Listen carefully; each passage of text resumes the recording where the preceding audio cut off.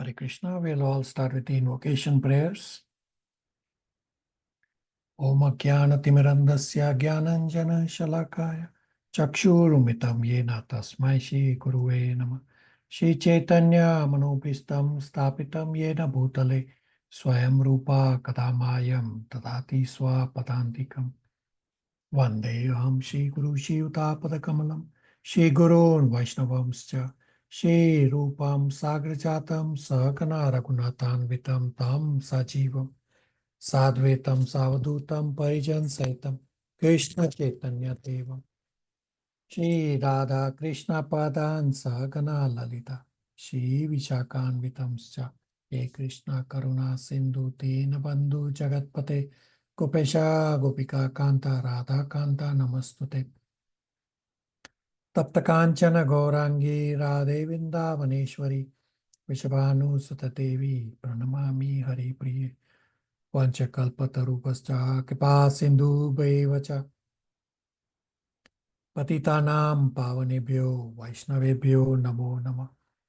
Jai Shri Krishna Chaitanya Prabhu Nityananda Shri Advaita Gadadhar Shri Vasadi Gaur Bhakta Vrinda. Hare Krishna Krishna Krishna Hare Hare Hare Rama Rama Rama Hare Hare. Hare Krishna, thank you all for coming. So from today onwards, we will catch speed with our Bhagavad Gita study. If I do not progress on a set pace, some of you will get bored. So today we will cover Bhagavad Gita entire chapter 1. And I will also aim to answer inquiries submitted by devotees. And end of the class today, again, you will get this seemingly innocuous eye-opener spiritual endeavor questions. So I will first start with some broad features of Bhagavad Gita on 5 topics. First, Bhagavad Gita is known as Yoga Shastra. There are 155 verses, or roughly 20% of the verses, that has the word yoga, yogi, or yukta in 15 of the 18 chapters. So from repetition of the word, one can understand that Bhagavad Gita is about yoga. But it is not just the numerical frequency. The essential message of Bhagavad Gita is about yoga, and yoga means to connect. Essence is to connect the soul with the super soul. Bhagavad Gita explains various forms of yoga, meaning various paths of yoga, and Bhagavad Gita establishes how Bhakti Yoga is the best and the easier path compared to other paths. Second point is Shruti and Smriti are 2 categories of Vedic literature. Shruti means sound vibration directly received from the Absolute. Shruti is about hearing and transmitting.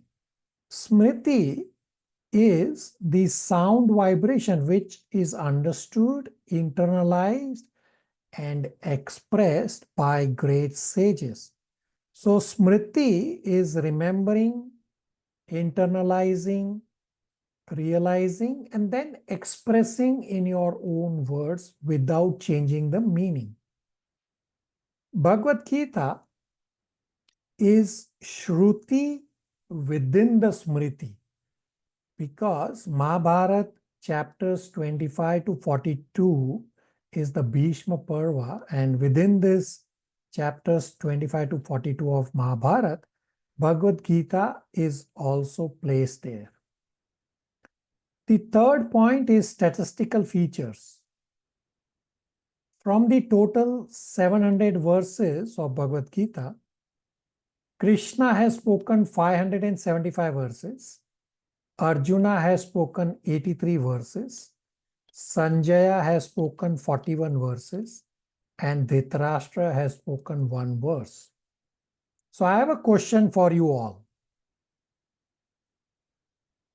If so many are speaking so many verses, is Bhagavad Gita spoken by Krishna? Everybody, please try to answer. Like if so many are speaking so many verses, is Bhagavad Gita spoken by Krishna? And the second question is that say on Gita Jayanti Day, we recite the entire Bhagavad Gita. So should we be reciting the 575 verses that Krishna spoke? Smith Prabhu. Hare Krishna Prabhuji. I think yes, in Bhagavad Gita, 575 verses which were spoken by Krishna were spoken by Krishna, right? So to answer your question, I think yes, it was spoken by Krishna, and we should we should memorize the shloks that was said by Krishna. I think yes. So is Bhagavad Gita spoken by Krishna or not? There are verses from so many others also. So the one that is said in Bhagavad Gita as it is, 575, yes, those were spoken by Krishna. So yes, the answer would be a yes, yeah. No, but what about the rest of the verses? So 700 verse I'm talking about. Is Bhagavad Gita 700 verses spoken by Krishna? Oh, okay.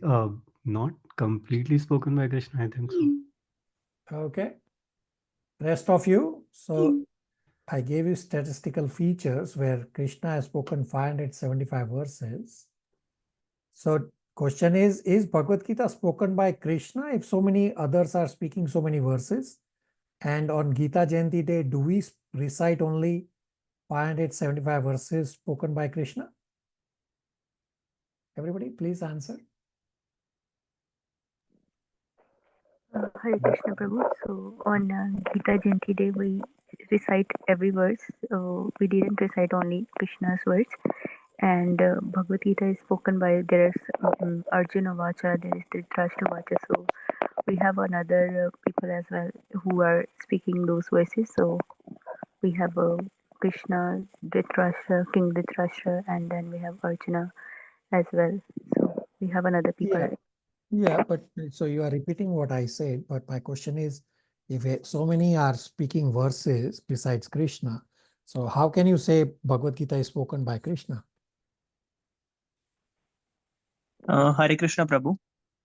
Go ahead. Prabhu, so as you mentioned that it involves Krishna, Arjuna, Sanjaya, and Dhritarashtra, but transcendental knowledge is only given by Lord Krishna. So yes, it is spoken by Lord Krishna. So what is spoken, Bhagavad Gita or 575 verses? Hare Krishna Prabhu, it's Bhagavad Gita. So what happens to rest of the verses? They are not part of Bhagavad Gita? Monarch Prabhu?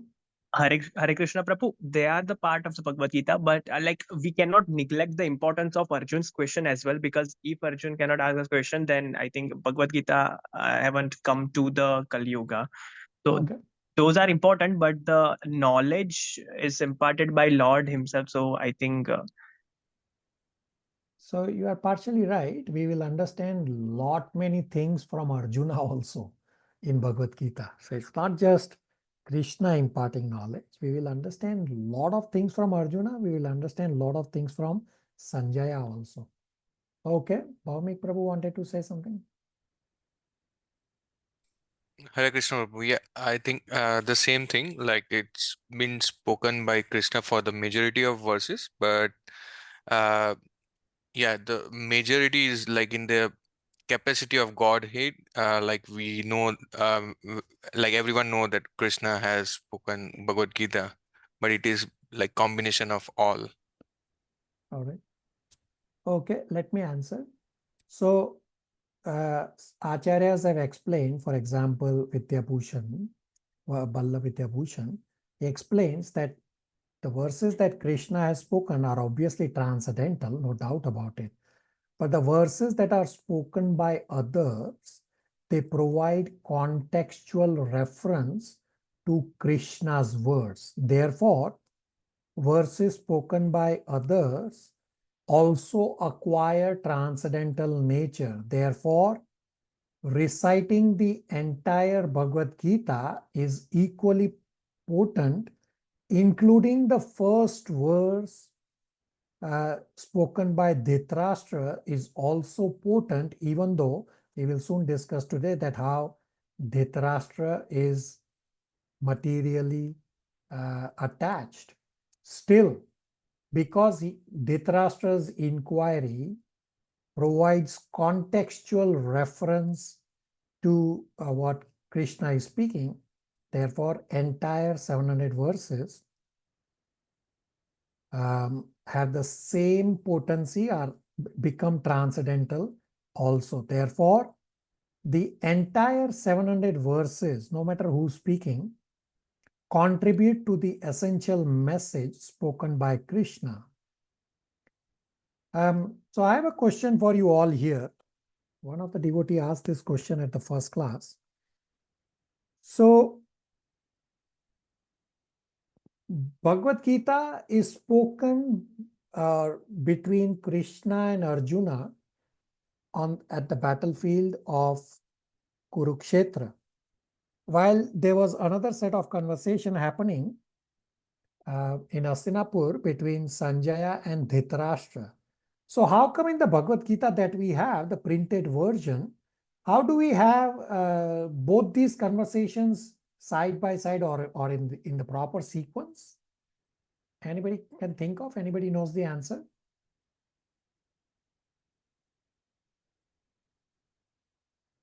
Yes, no? Anybody would like to know the answer? Yes, Prabhu, you would like to know the answer, yeah. Anybody knows? Only Smith Prabhu wants to know the answer. Silence from rest of you. Yes, we would like to know. Okay. So there is one set of conversation happening between Krishna and Arjuna on the battlefield of Kurukshetra. And then there is a second set of conversation happening in Hastinapur between Sanjaya and Dhritarashtra, where Sanjaya is reciting the Bhagavad Gita, as well as there is separate conversations also happening. For example, the very first verse of Bhagavad Gita is happening between Sanjaya and Dhritarashtra. And then there is a third conversation happening where a sage, Vyasam Rishi, is reciting Mahabharata to Janmajay. Now, who's Janmajay? So Arjuna's son is Abhimanyu. Abhimanyu's son is Parikshit Maharaj. And Parikshit Maharaj's son is Janmajay. So after Parikshit Maharaj got cursed and he left the body, and Janmajay, the son of Parikshit Maharaj, was angry, and then there's a long story that we won't get there. So this Rishi, Vyasam Rishi, was reciting Mahabharata to Janmajay. And we already discussed that Bhagavad Gita is part of Mahabharata. So the written conversation that we have is this third conversation. So all of you have this Bhagavad Gita as it is. It actually is the third conversation which is in the written form, because Sanjaya's and Dhritarashtra's conversation also add contextual value to the Bhagavad Gita narrations between Krishna and Arjuna. Everybody on the same page? Yes, Prabhuji. Yes, Prabhuji. Yes, Prabhuji. Onak Prabhu? Hare Krishna Prabhu.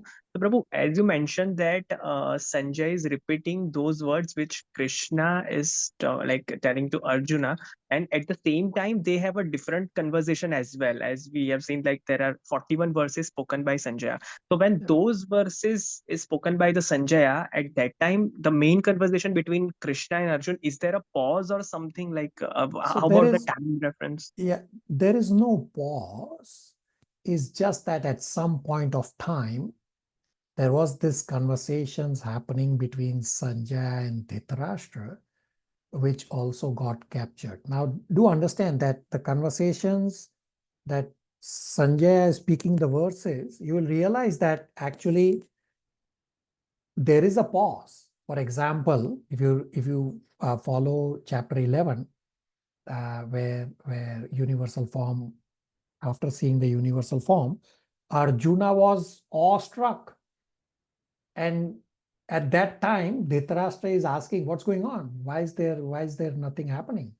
Why is there talk? And then say Sanjaya speaks a lot of verses towards the end of Bhagavad Gita, where the conversation is largely complete. So it's not that Krishna is pausing. There is just a natural pause, just because Arjuna is awestruck. Monak Prabhu. Understood, Prabhu. Thank you. Hare Krishna. All right. So in continuation of the five broad features, the fourth point is that in Bhagavad Gita, there are 33 names of Krishna and there are 20 names of Arjuna. So the names indicate significant points in the particular context when a particular name is used. So I won't give examples for every single name.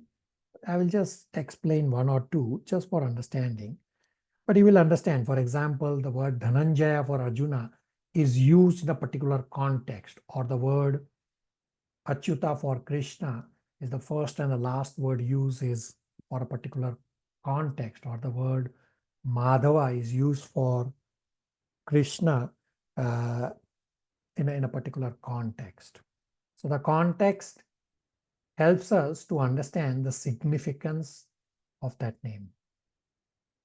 The fifth and the last point before we start discussing chapter 1 is that this chapter divisions and chapter names. So Bhagavad Gita was not spoken in chapters.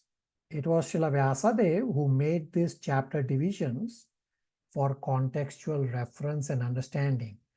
And then chapters were named by various commentators. Of course, Vyasadeva also named, and there is a Sanskrit name of each chapter also. So I will provide Sanskrit names of each chapters also. And each chapter also has a division within a chapter. So these divisions are provided by acharyas for ordinary people like me to understand the thought process of the series of verses. So as we'll discuss chapter 1, you will soon realize, and I will provide this divisions of each chapter, and it will become slightly easier to grasp Bhagavad Gita on a day-to-day basis. Questions, comments, realizations before we start discussing chapter 1, and it's going to be a heavy class. At least the next 10 classes will be super heavy. At least that's what you may feel. Hare Krishna, Prabhu. Prabhu, could you please repeat 5 features again? Okay, I will only speak briefly. So I explained the first point was Bhagavad Gita is known as Yoga Shastra because the word yoga is repeated multiple times. And it's not just the frequency, but essential message of Bhagavad Gita is to do yoga. Yoga means to connect. Second point, I explained about Shruti and Smriti. Shruti is sound vibration received directly. Smriti is what you have heard and internalized and you are expressing. Third, I explained statistical features.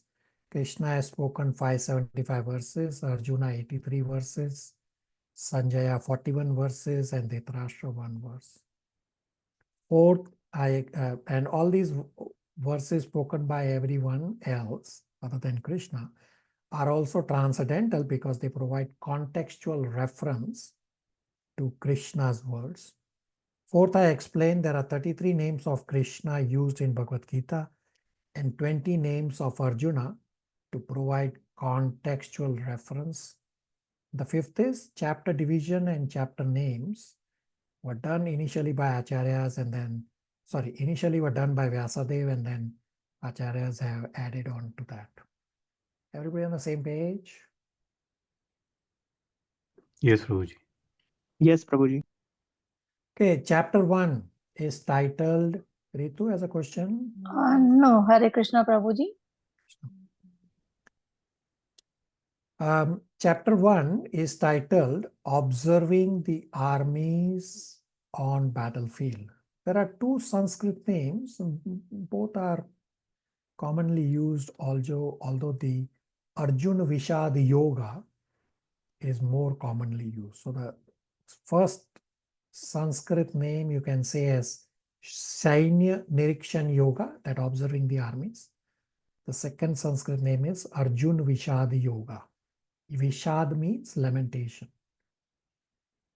So chapter 1 is divided into 4 sections. So I request all of you to please take a note of all these sections.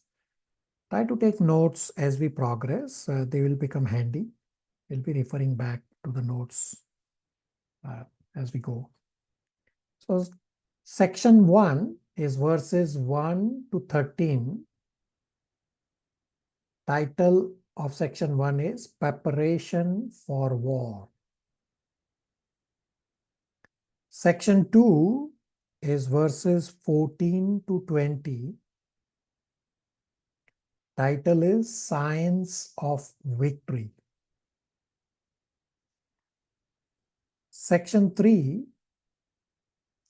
is verses 21 to 25.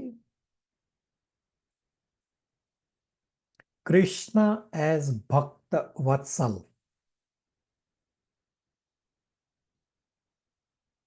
So up to verse 25 is observing the armies, is basically the Sainya Nirikshan Yoga. Section 4 has 4 subsections.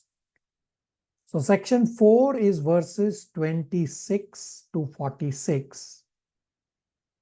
Title is Arjuna's Lamentation, and this is where Arjuna Vishad Yoga comes. Vishad means lamentation. So section 4, subsection 1 is verses 26 to 30. Title is Compassion as the Reason to Not Fight. Section 4, subsection 2 is verses 31 to 35. Title is Loss of Enjoyment as the Reason to Not Fight.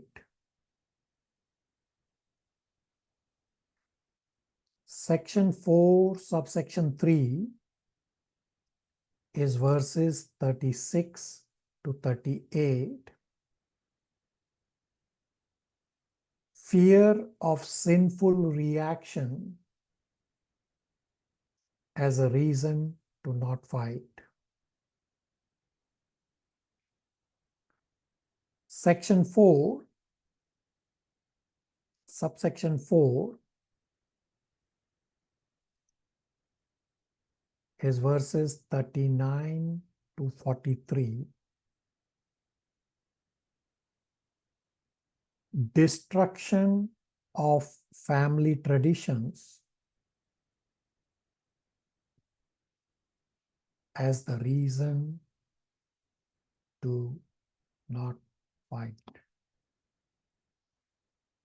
Everybody got the divisions?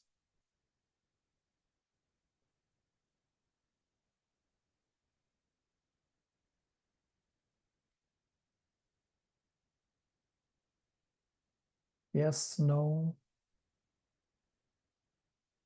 Yes, Prabhuji. Yes, Prabhuji. Yes, Prabhuji. Yes.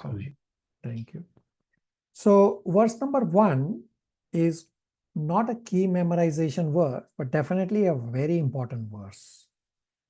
So I will recite the first verse in Sanskrit, and you let me know if you would like to recite one line after me in Sanskrit. Would you like to recite?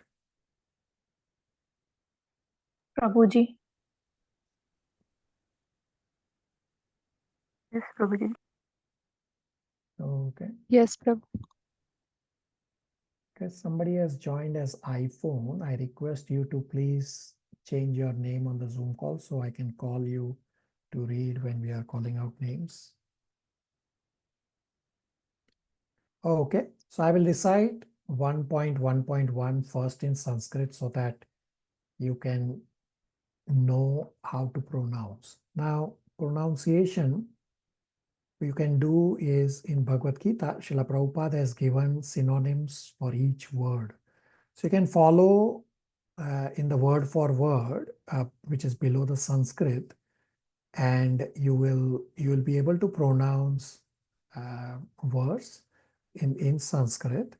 And soon we will have Sanskrit class also where we'll learn a little more on that. But at least right now you can have your hands dipped in water, and then the Sanskrit class will make Sanskrit class will become a lot more beneficial.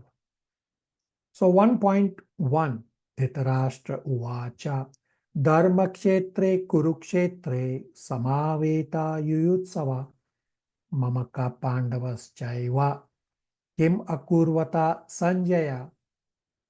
I request all of you to please unmute and recite one line after me, please.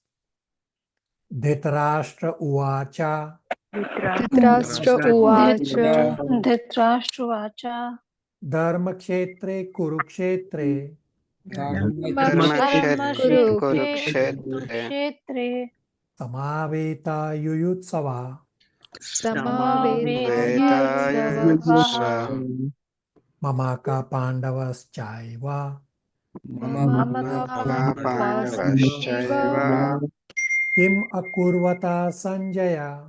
Kim Akurvata Sanjaya. Abhishek Prabhu, translation.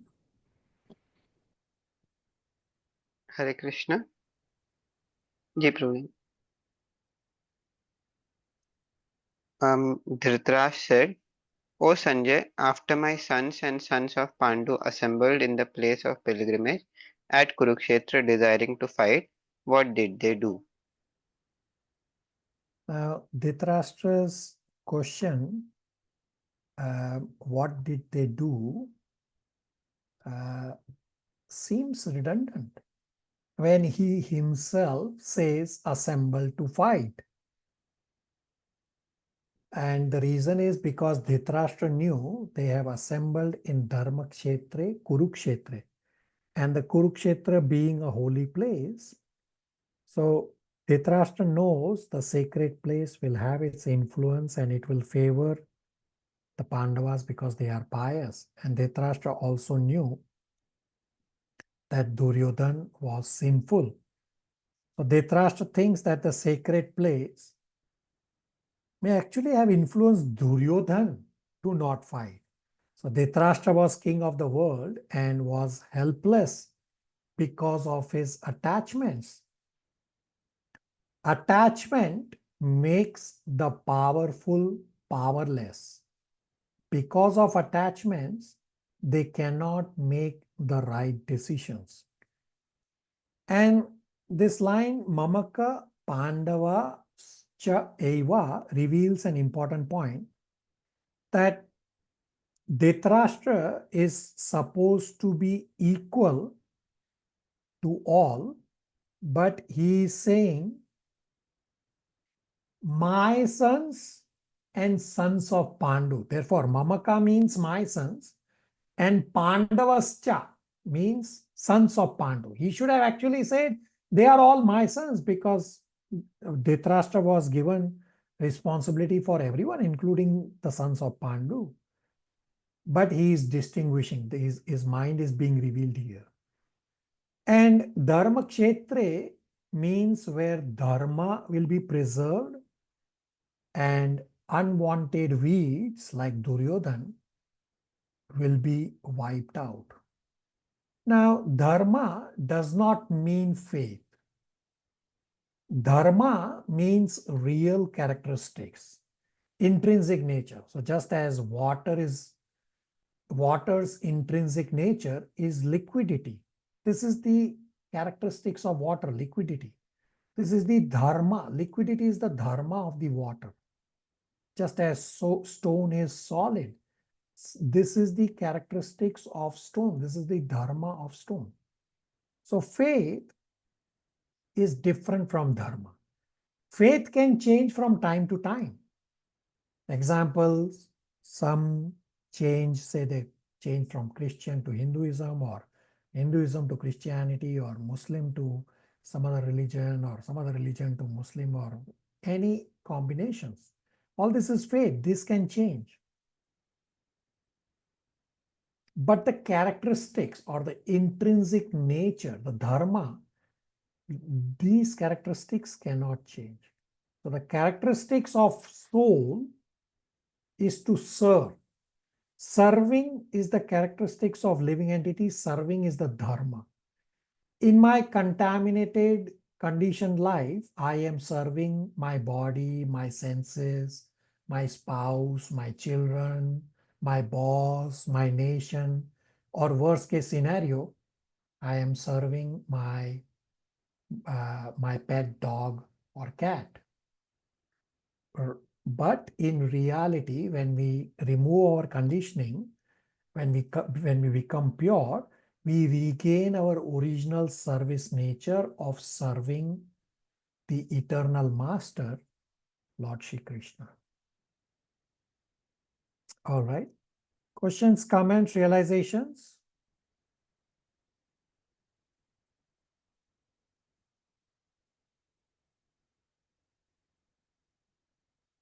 Okay.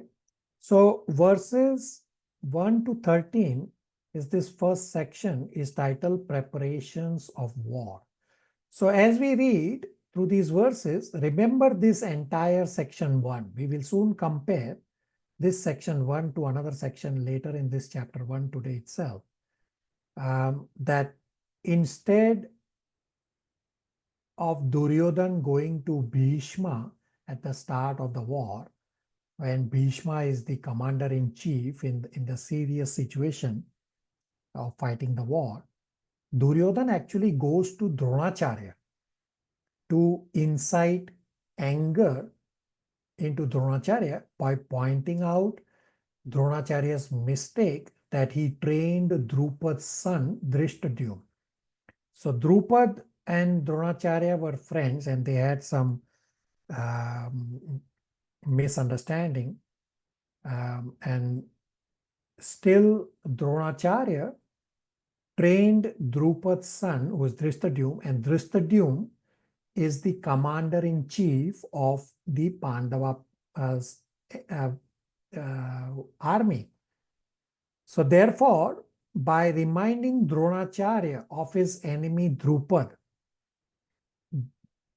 Duryodhan is trying to invoke anger in Dronacharya so as to bring out Dronacharya's ferocity to fight. Because Duryodhan has doubts whether Bhishma Dev, Dronacharya will fight wholeheartedly for him. So Duryodhan is telling Dronacharya not to be as lenient as when he was a Brahmana, that he imparted the military education even to his enemy's son, which is Draupad's son, Drishtadyumna. So we'll read verses 2 to 13 translations together, and then we'll come to discussing these verses. Very important verses. Smith Prabhu, verses 2 to 13 translations. Yes, Prabhuji. Smith Prabhu, Prabhuji, there is can some background. There's background noise on your place. Something ringing. Can you turn that off? yes, Prabhuji. Yeah. Can you, Prabhuji, can you tell me the page in your PDF? I have the same PDF that you have. Okay, you should read from actual book. And can you have the actual book or no? Yes, Prabhuji, I have. Okay, Just a read minute. from the actual book. Yes, Prabhuji, what's the page number? Will depend on what version you have. Can you please first turn off your phone Yes, Prabhuji, and find in your book. Do you have soft copy or hard copy? Prabhuji, I have both. I have the book right now, the hard copy as well. Prabhu, can you please turn on the ringing on your phone? There is background noise, keep ringing. Yes, Prabhuji, I'm trying to do that, but yes, Prabhuji. Okay, so in the soft bound, it's page 35. Yes.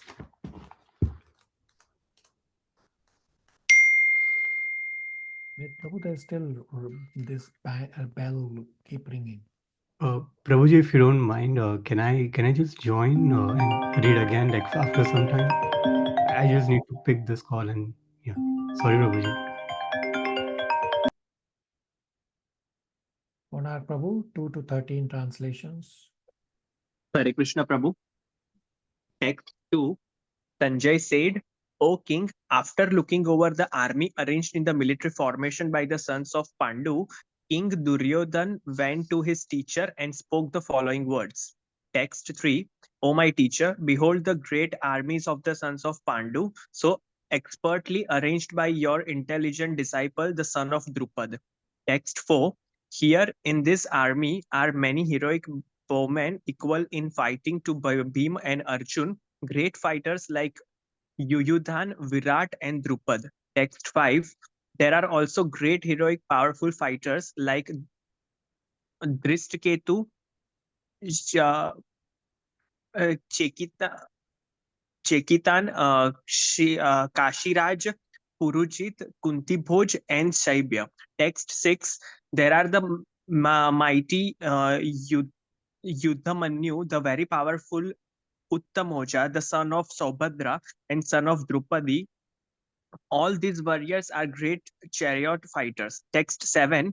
But for your information, O best of the Brahman, let me tell you about the captains who are especially qualified to lead my military force.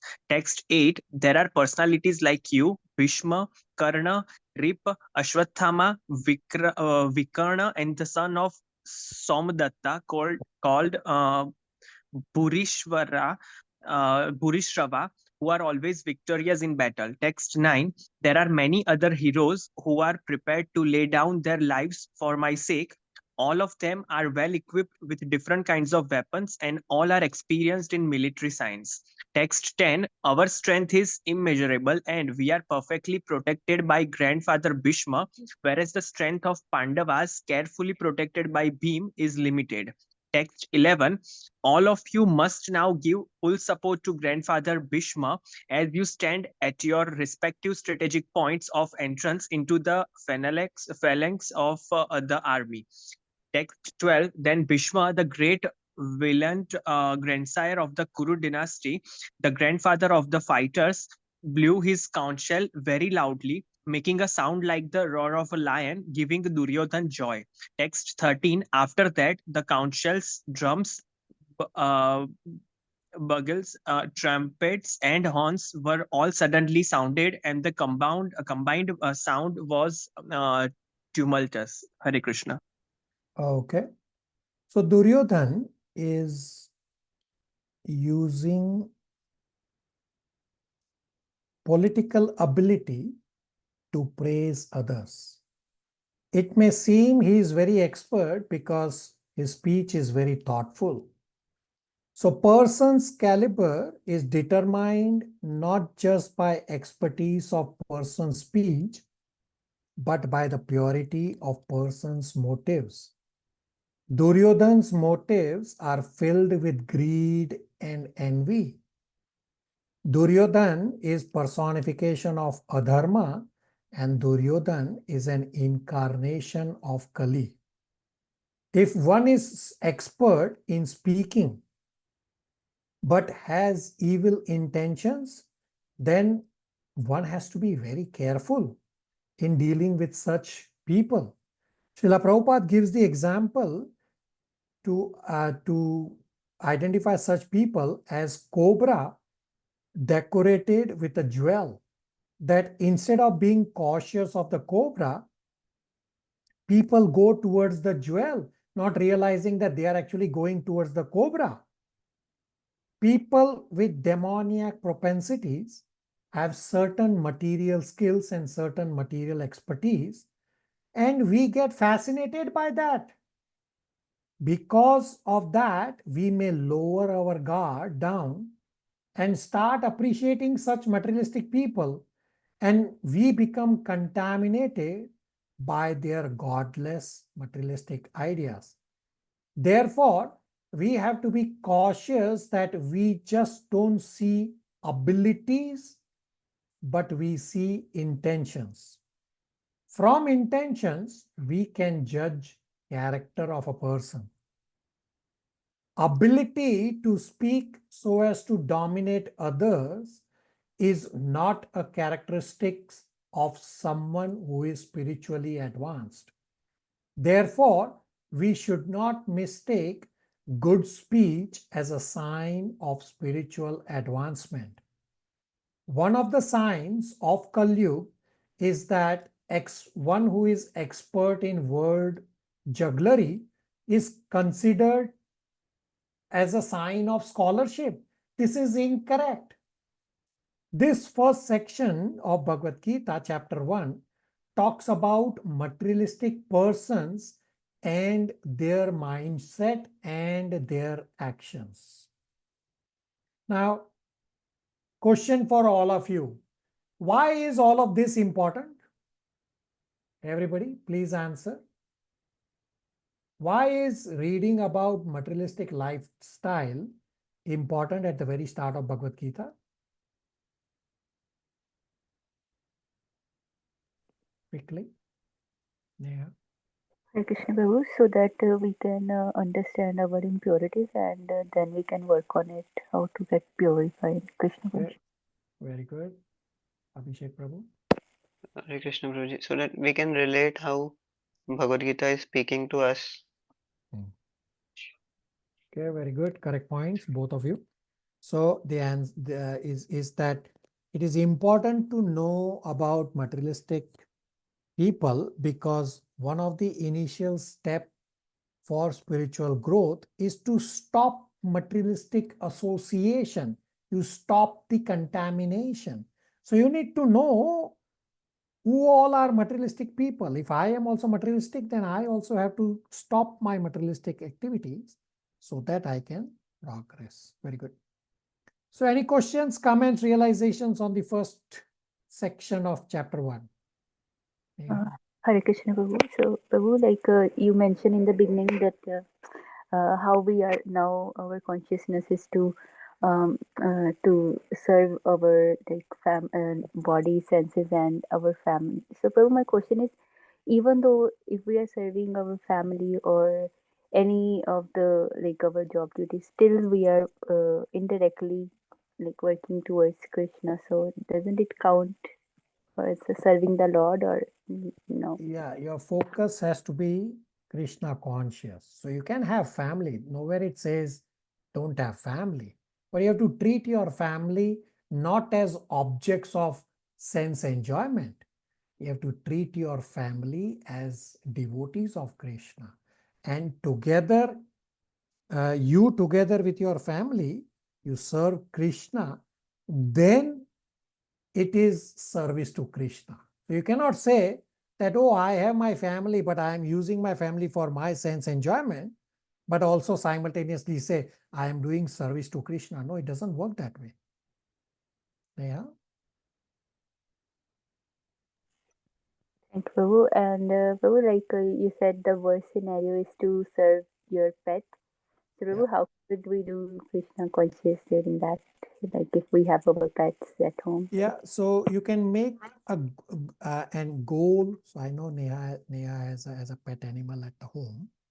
So you can make a goal to make your pet animal as Krishna conscious by you chanting Hare Krishna Mahamantra at your home loudly so that the pet animal hears the Hare Krishna Mahamantra, because this is the only way for the pet animal to hear the Hare Krishna Mahamantra, and give prasad to the pet animal so that the pet animal, when the pet animal leaves the body, would most likely get a human life in devotee association next life, so that the pet animal can continue the spirituality from that point on. So Neha, if you recall, when we had done the Srimad Bhagavatam welcome at your home, and we offered bhoga to Srimad Bhagavatam, the first thing we did when it became prasad was to give the pet animal the prasad, and then this way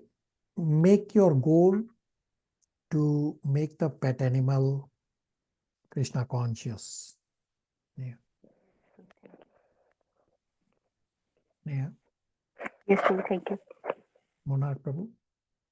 Hare Krishna Prabhu. So Prabhu, over here my question is related to verse number 10, where Duryodhana is telling that our army is protected by Bhishma and Pandavas are protected by Bhim. So Prabhu, my question is, there are many great warriors. Is there any specific reason why he took the name of these two fighters only? So Bhishma, of course, is the commander in chief, and Bhima on the other side is definitely the most powerful. That's why he's referring. And verse number 10 actually has a very important word in there. Aparyaptam. So paryaptam means sufficient, and when you add a before it, it becomes, it has a negative meaning, can also have a positive meaning. So acharyas have explained for verse number 10 with this very first word aparyaptam, that Duryodhan was actually trying to say, with the word adding a to the word paryaptam, that Duryodhan was wanting to say that our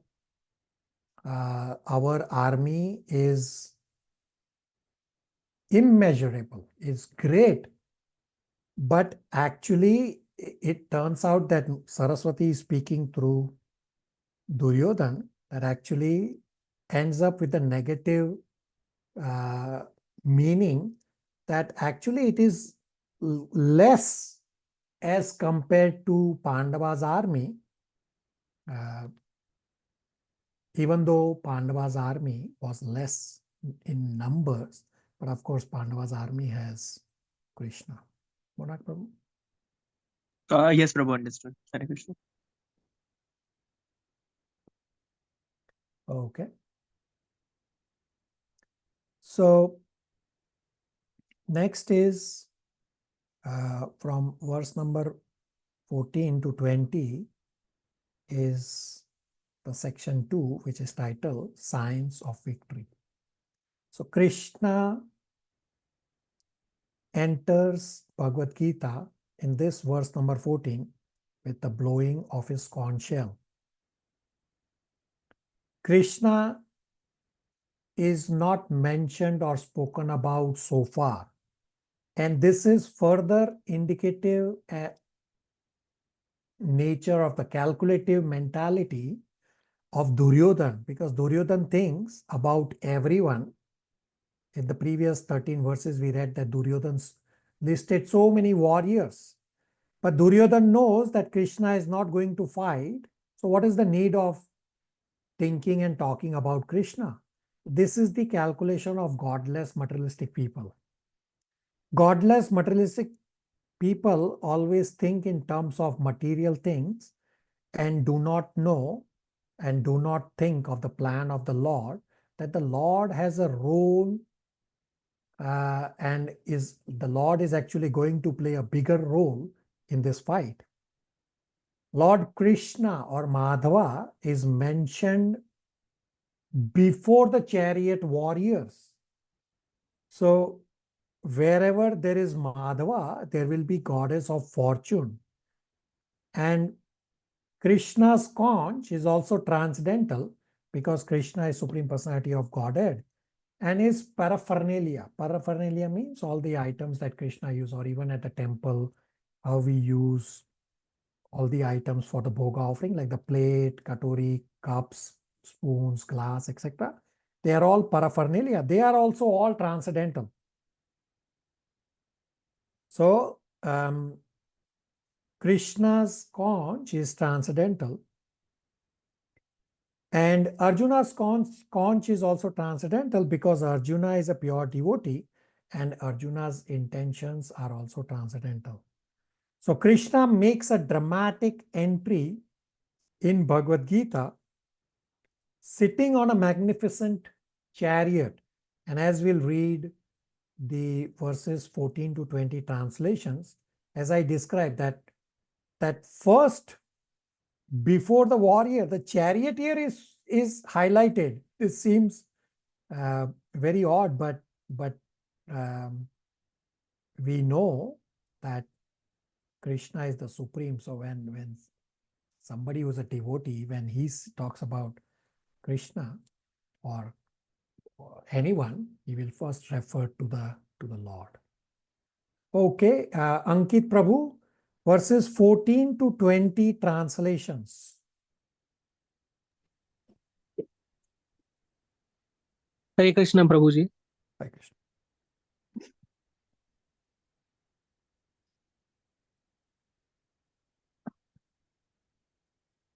Text 14.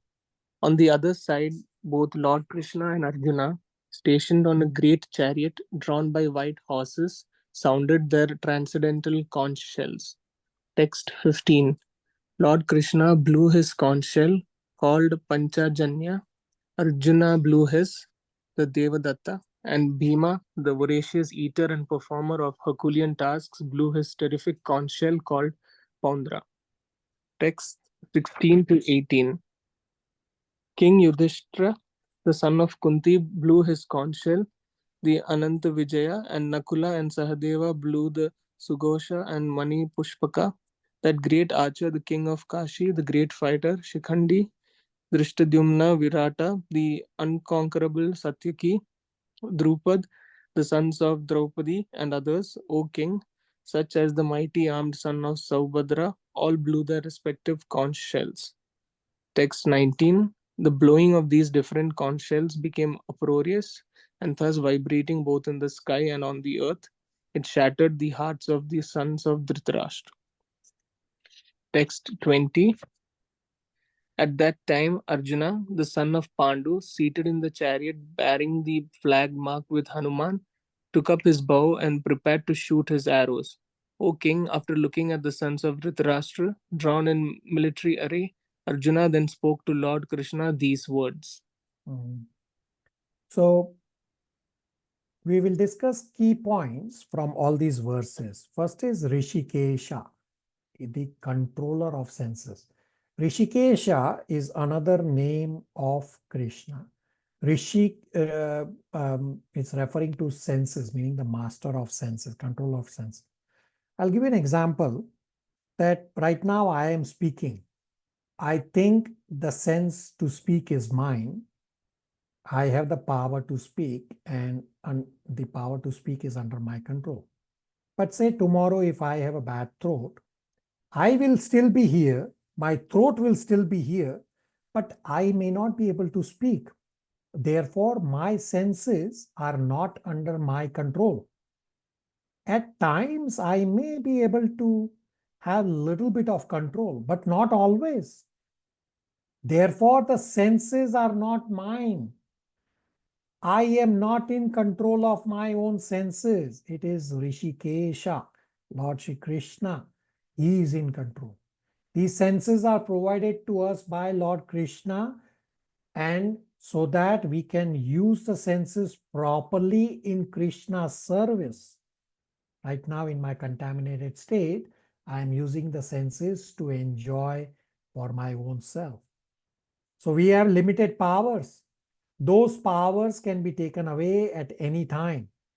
Krishna is controller.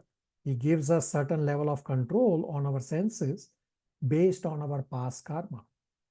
Definition of bhakti, if you recall from the first class that Narad Muni has given, says Rishikena Rishikesha Sevanam. This is bhakti uchate. Means when you use your senses in the service of master of senses, then your senses will get purified. So the various signs of victory are described in these verses, such as Krishna himself, then goddess of fortune, then Hanuman, then the venue itself, the Kurukshetra, then the transcendental conch shells, and Agni Dev's chariot. Now, you all had spiritual endeavor to do. First was, what does fearless mean? So in one of the verses we read that the Pandava party became fearless. So if you had a homework question, what does fearless mean?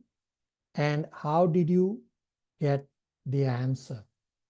Now, before I discuss this, these questions are designed not to downplay any one of you. That look, you got incorrect answers. No, that's not my purpose.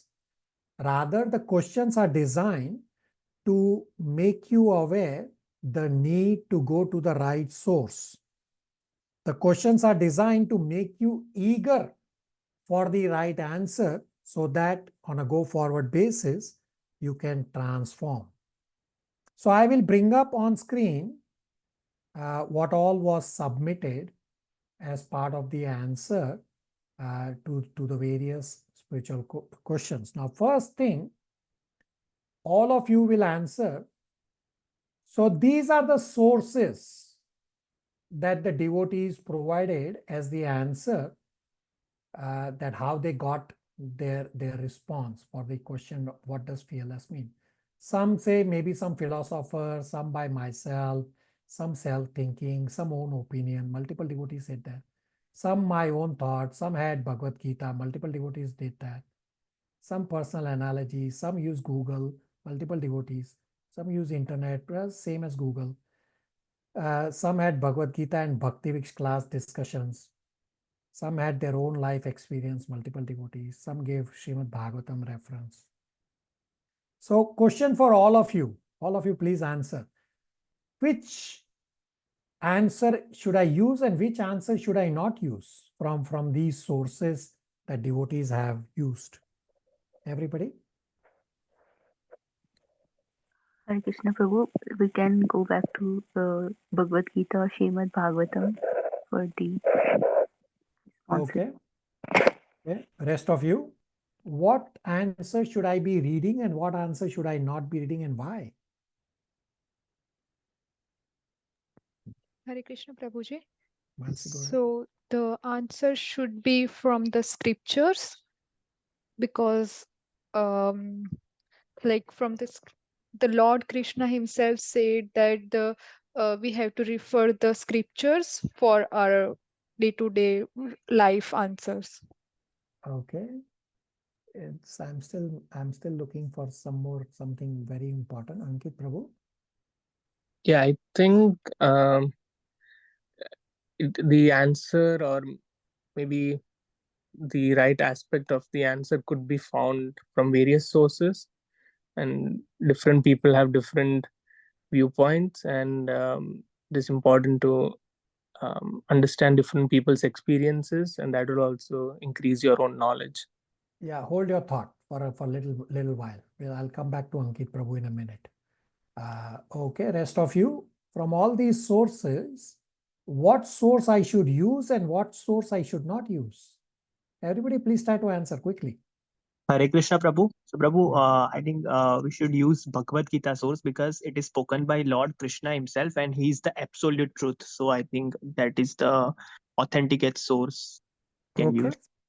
Okay. What happens with other sources? Hare Krishna, Prabhu, that might be the opinion of like different people. And so, Yeah. So Ankit Prabhu was just saying we should know opinion of other people. What's wrong with that? Hare Krishna Prabhuji. Once you go ahead. Because our senses are imperfect and the Lord's senses are perfect. So with our imperfect senses, we cannot say the perfect knowledge. Very good. So let's go to Bhagavad Gita introduction. So there is in introduction, find this paragraph, should be around page 11, 12, somewhere up. Find this paragraph, Vedic knowledge is not a question of research. Everybody find this paragraph, or we'll read from the screen anyway. So Ankit Prabhu, this paragraph, Vedic knowledge is not a question of research. You can read from the screen if you didn't find. So read from here, the words spoken by the Lord. Read from here. Ankit Prabhu. yeah, the words spoken by the Lord are called Apurusaya, meaning that they are different from words spoken by a person of the mundane world who is infected with 4 defects. A mundaner is sure to commit mistakes, is invariably illusioned, has the tendency to cheat others, and is limited by imperfect senses. With these 4 imperfections, one cannot deliver perfect information of all-pervading knowledge. Right, so we all have 4 imperfections. So with these 4 imperfections, one cannot deliver perfect information, the all-pervading knowledge. So go back to all these sources. Some philosopher is imperfect. By myself, I am imperfect. Self-thinking, I am imperfect.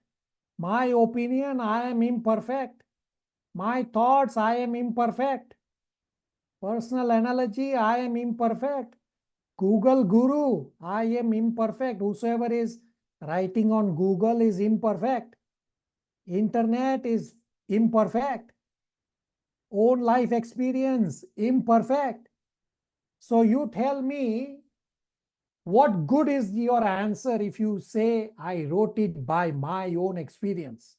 This is my thought process. This is Google Guru giving me the answer. This is philosopher. These are all imperfections.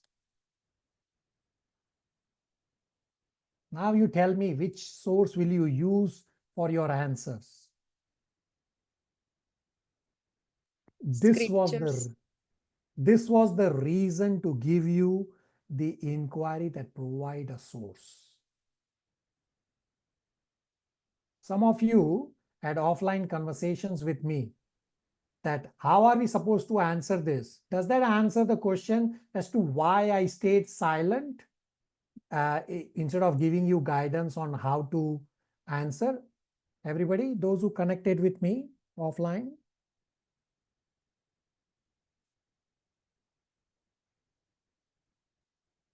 Yes, no, all of you can answer. Yes, Prabhu. Yes, Prabhu.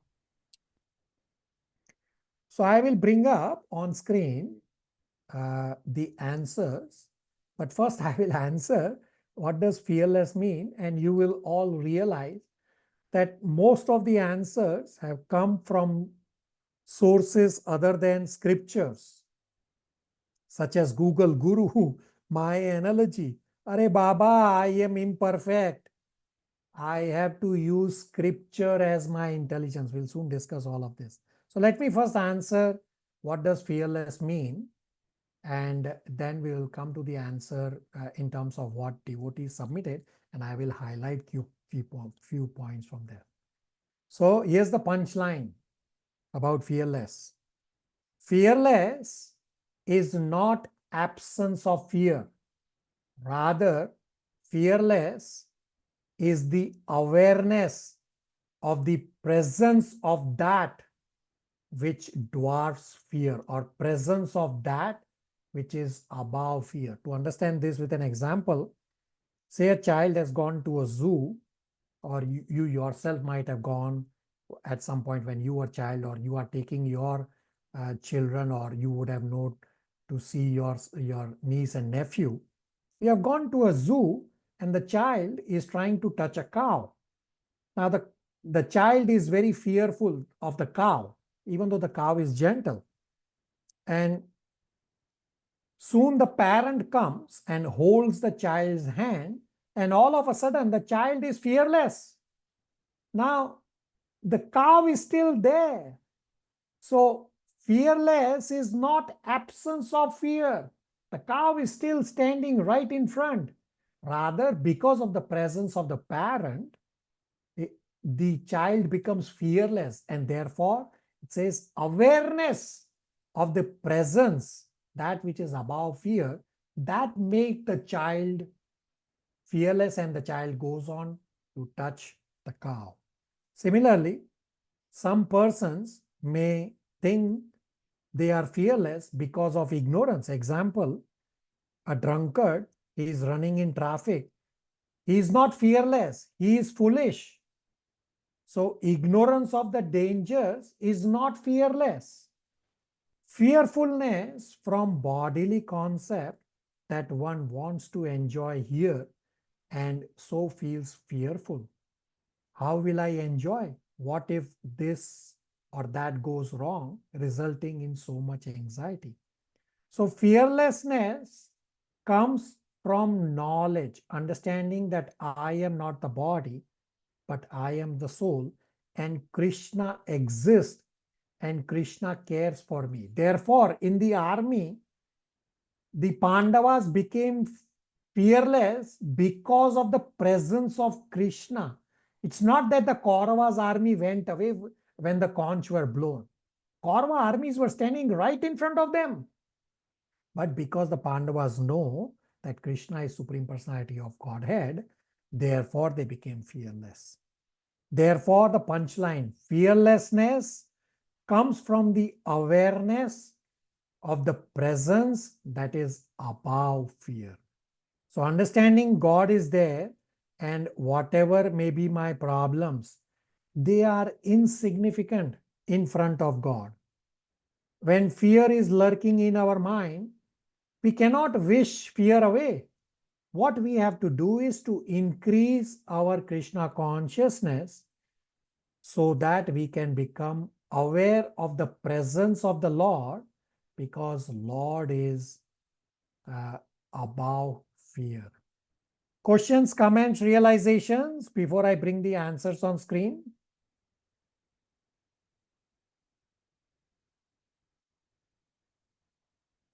So I will bring up the answers on screen. Again, my intent is not to chastise anyone.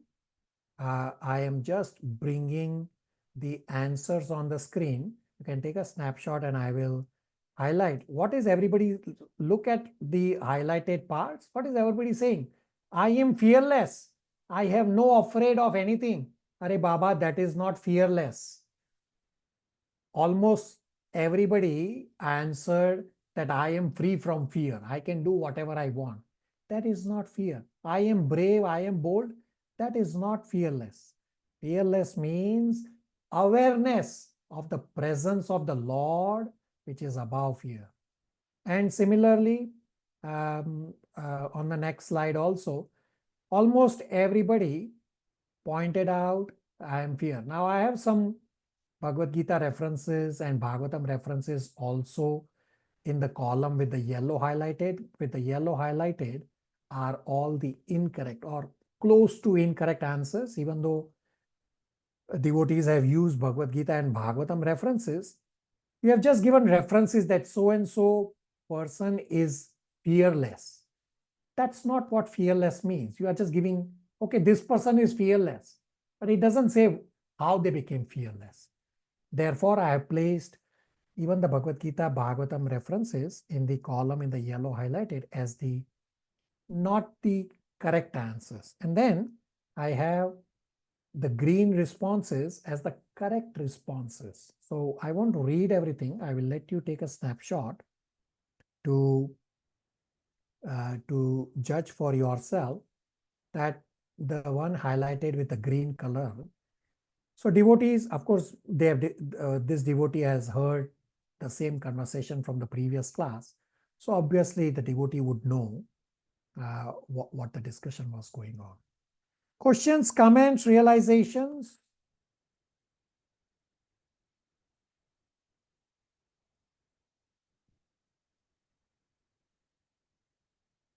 Okay. Now verses 21 to 25 is section 3, which is titled Krishna as Bhakta Vatsal.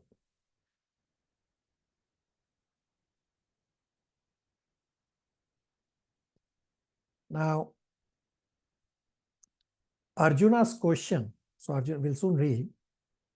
Arjuna will question, with whom I have to fight. Now, this is a very strange question because both parties already knew who will be the warriors and which warrior will fight with which warrior in general. So Arjuna wanted to see how bent or how inimical are they and what is their mentality. So in the purport, it largely focuses on the word Achyuta to refer to Krishna. So Achyuta means one who never fails. So Krishna takes the lower position of a charioteer for his devotee because Krishna is Bhakta Vatsal. Bhakta Vatsal means one who loves his devotees. So I request all of you to please have undivided attention on this discussion. The word seeing is referenced 5 times from verses 23 to 27.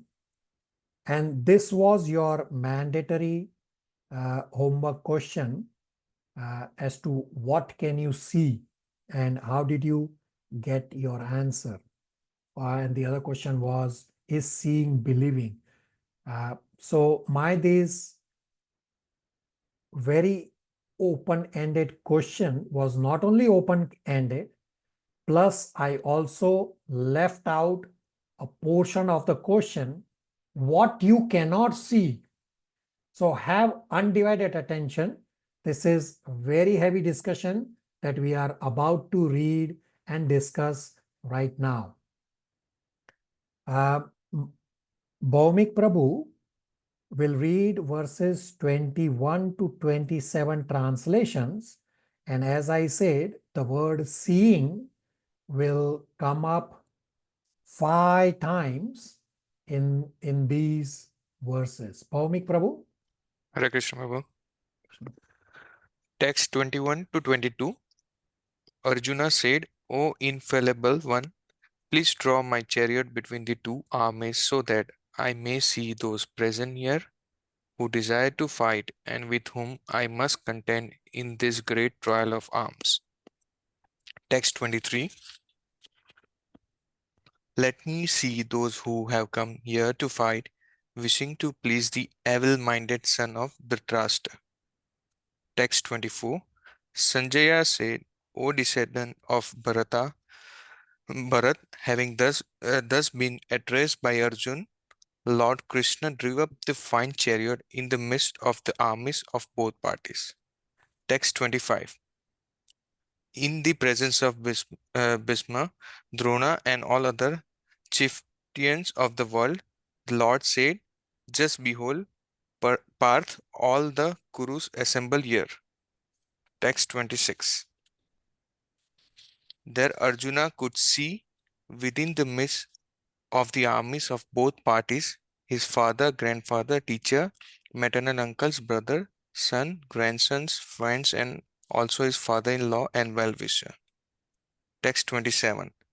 When the son of Kunti, Arjuna, saw all these different grades of friends and relatives, he became overwhelmed with compassion and spoke thus. So Arjuna came to the battlefield ready to fight But Arjuna said, I want to see. And this word seeing comes up 5 times. First, it starts with 23 verse. So there is a great power of illusion that comes through the eyes that bewilders everyone. We will see how Arjuna gets bewildered just by seeing. In this world, Maya comes through the eyes and Krishna comes through the ears. I will repeat. Maya is illusion. In this world, Maya or illusion comes through the eyes and Krishna comes through the ears. Krishna can also come through the eyes when we take darshan. And similarly, Maya can also come through the ears when we hear gossip and blasphemy. But in general, Maya or illusion comes through the eyes and Krishna comes through the ears. One illusion is that it seems that all sorts of pleasure is readily available all around us. Another illusion is that Krishna is far away. How will he make any changes in my life? Through our eyes, we see and feel that the pleasures as real and available, and we feel that Krishna is remote and irrelevant. Therefore, Pratyaksa Praman means direct evidence using our senses is very dangerous. Therefore, Pratyaksa Praman can drag us away from Krishna and further drag us deep into Maya. From Sri Upanishad, there are 3 kinds of evidences. First is Pratyaksha Praman, means direct evidence. This is not very good evidence because we have imperfect senses. Second is Anuman. Anuman means hypothesis. Just as somebody may say, oh, I think. This is not science. It is just a suggestion. Anuman is also imperfect. And the third way to get evidence is Shabda, means spoken words. And further, from Sri Upanishad, there are 2 systems of knowledge described. One is known as inductive method, meaning trying by my own hypothesis, which is again not perfect because I have not seen spirituality. How I'm going to know anything by my own hypothesis? And the second way is known as deductive method, which is top-down approach, meaning relying on Vedic knowledge which has come down from Krishna down in parampara in disciplic succession. So we don't have to walk around with our eyes closed. Walking with eyes open does not mean our heads and hearts receptively receive everything that we see with our eyes as meant for our enjoyment. We need intelligence and we have to discriminate. Then we will be able to act safely. We will discuss in chapter 2 that at initial stages of spiritual life, we just cannot trust our intelligence. We have to use Guru, Sadhu, and Shastra as our intelligence on a day-to-day basis. We will learn how to do that. Therefore, you will keep hearing my punchline again and again and again and again. What is the verse for this? So whatever you tell me, whatever you see in this world, you have to learn to correlate with scriptural knowledge. Therefore, you will keep hearing my punchline. What is the verse for this? Now, this proves that even an exalted devotee like Arjuna, even in the company of Lord Shri Krishna, still Arjuna became bewildered because Arjuna relied on Pratyaksha Praman. Krishna is right next to Arjuna, but Arjuna let Pratyaksha Praman confuse him about Shabda. Shabda from scripture is that Kshatriya should fight. But what is Arjuna seeing, meaning Arjuna using his Pratyaksha, is so bewildering to Arjuna that Arjuna feels doubtful whether Arjuna should fight, doing his Shabda, meaning whether Arjuna should do his Kshatriya duty or not. Therefore, Pratyaksha causes illusion and Shabda takes one out of illusion. At the very start of Bhagavad Gita teaches us an important lesson that Pratyaksha puts us in illusion and Shabda takes us out of illusion. So Arjuna came to the battlefield ready to fight. But Arjuna said, I want to see. That desire to see for not just Pratyaksha Praman, but over-reliance on Pratyaksha Praman is the problem. So we all have to see, but the important point is that Pratyaksha Praman is not to be treated as all important. We have to use intelligence and discrimination when we see something in the material world. From Pratyaksha Praman, we get knowledge by sensory perception. We already discussed so many times. I have imperfect senses. So Pratyaksha Praman is of course a valid source of knowledge, but it is not the final source of knowledge. Now, how is Pratyaksha a valid source? So example, actually one of the devotee did answer this in the answer submissions, which I will bring up very soon on screen. So for example, say a thief is stealing something and another witness has seen this thief steal. So he goes to the court and he gives his evidence that I saw this person steal so and so on so and so day. So Pratyaksha Praman is a valid source that I am seeing with my senses. It is just that Pratyaksha Praman is not the final source of knowledge. And especially for spiritual transcendental matters where Pratyaksha is not possible at all. Therefore, Pratyaksha Praman actually becomes useless, largely speaking, for spiritual subject matters. So unless we get elevated enough to have spiritual vision, our over-reliance on Pratyaksha causes forgetfulness of Shabda, then it becomes a serious problem. When Arjuna became overwhelmed by emotions that disconnected Arjuna from his scriptural roots. So what we see with our eyes, we have to learn to connect with scriptures. And based on scriptures, we have to make sense of things and act accordingly. So Pratyaksha put Arjuna in illusion and Shabda will take Arjuna out of illusion. Shabda means the words spoken by Krishna in Bhagavad Gita.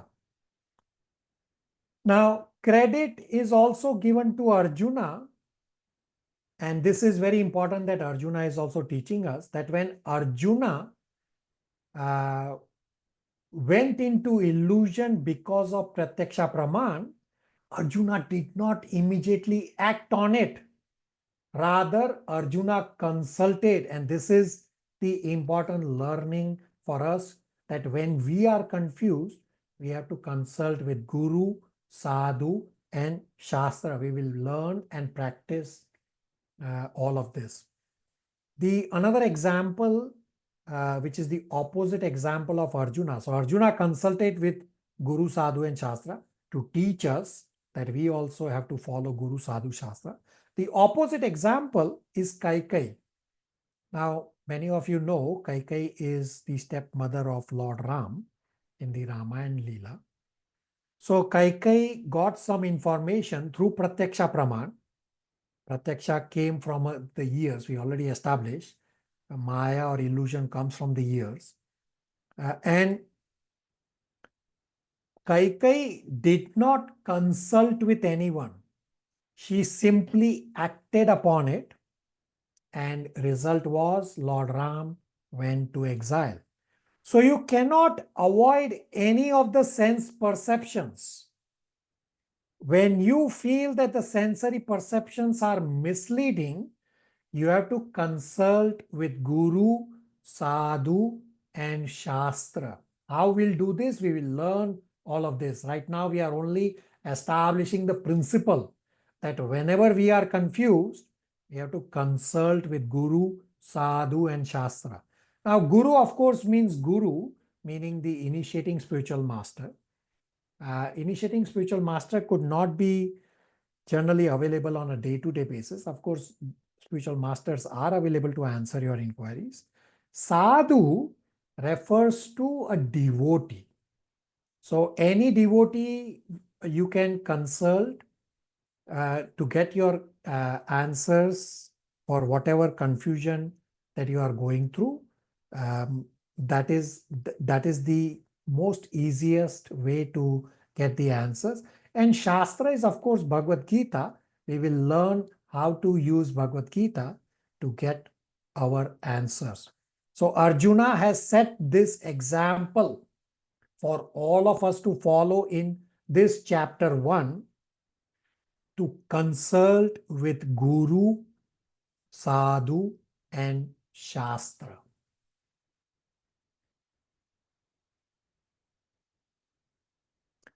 I will pause here for any questions, comments, realizations. I had a very heavy conversation. And before I bring up the slides on the screen, everybody?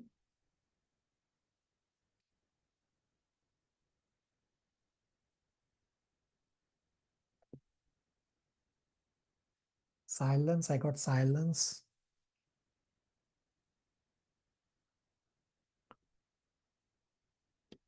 So I'll soon bring the slides on the screen. As I said, my open-ended question was in terms of what you can see.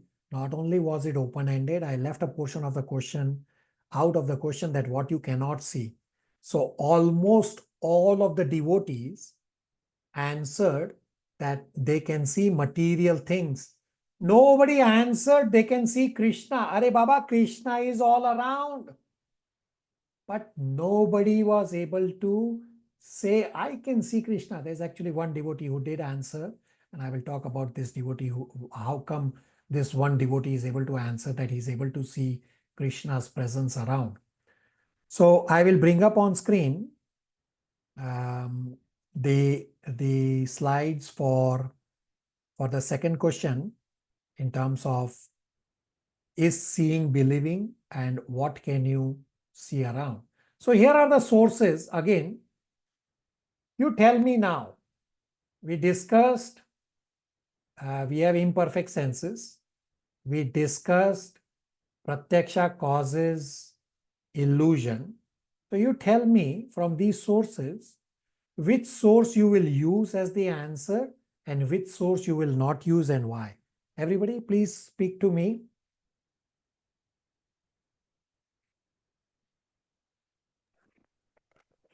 Hare Krishna Prabhu. I will again say the same, the Bhagavad Gita and any of the Shastras reference, we can go ahead. Okay. What about the rest? So rest of you have not spoken. I want to hear from everyone.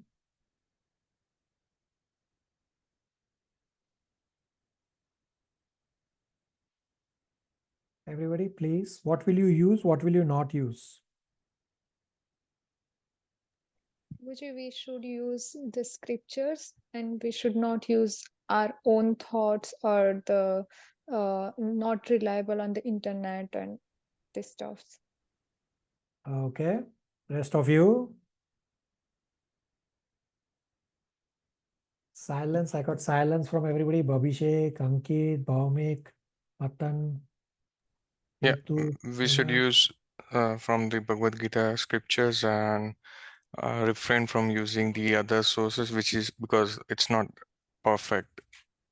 So I think Bobby Prabhu, you also inquired offline with me. Yes. Now you got your answer. Why I stayed silent in responding? Means I did respond, but I said Yes.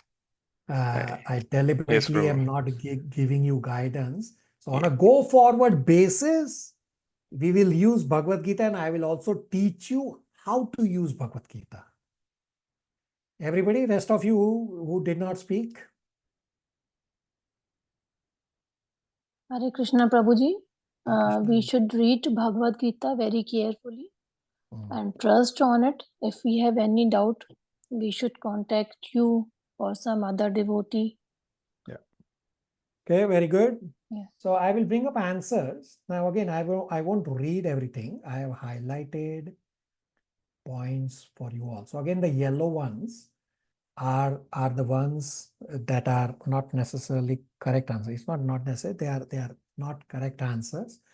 So again, my idea is not to chastise you or not to say, look, you got wrong answers. No, my purpose of this question is to wake you up. Did you all wake up or not? Yes, Prabhuji. Look what everybody sees. I can see material things. I can see my family, people rushing around. Are Baba, where is Krishna?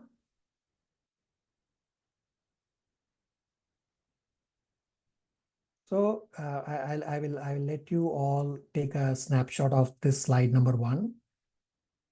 Then I'll go to next slide. And you will see I have the source besides here. You will notice that whosoever is using except scriptural reference, they have incorrect answers. So I have placed some Bhagavad Gita also here, and I will come to that. So again, see what are majority of people saying. They are saying material nature, man-made structures, all material things, problems, my house. Are Baba, where is Krishna? Take a snapshot and then you'll read. You can read by yourself. I mean, you don't have to read any of these. I'm just already highlighting the key points. Now, these 2 points I have highlighted in different color.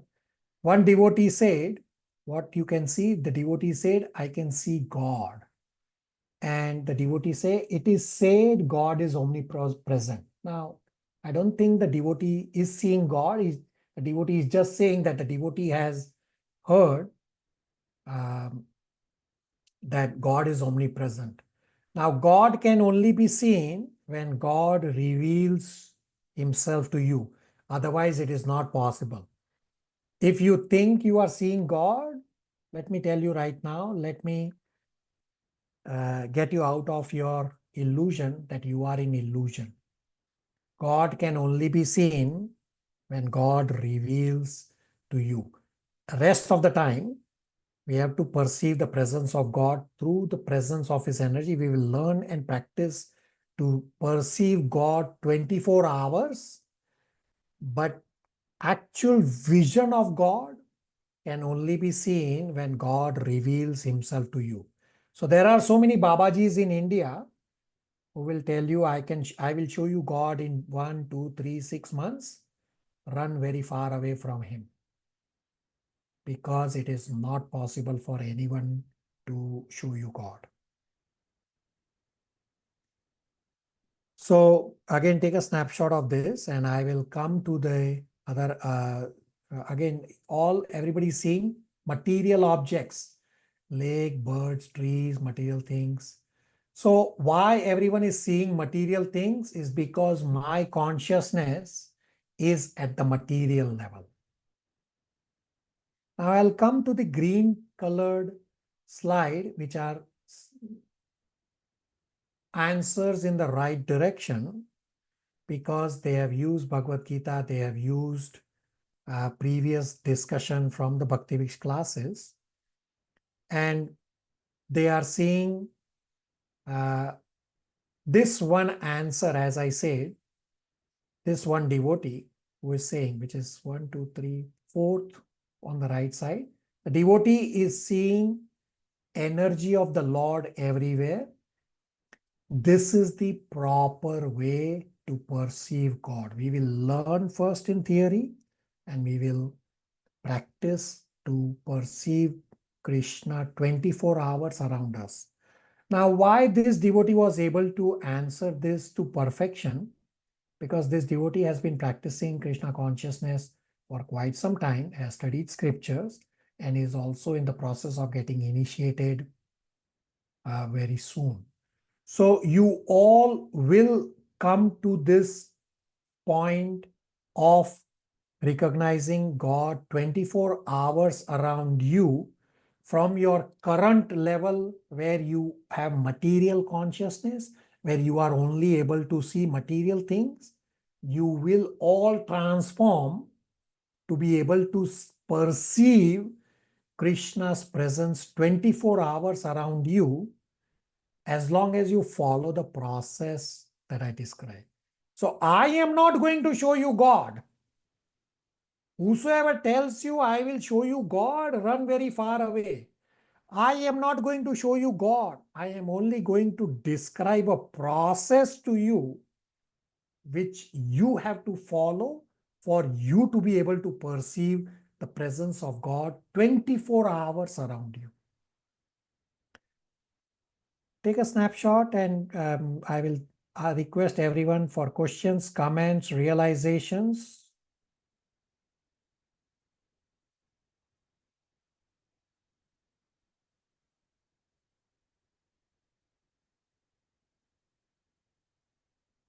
Silence, I got silence.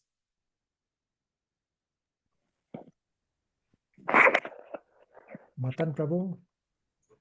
Yeah, there is a verse for in Bhagavad Gita for seeing Krishna everywhere. Yeah, we'll practice. We'll come to that. Okay. So the answers.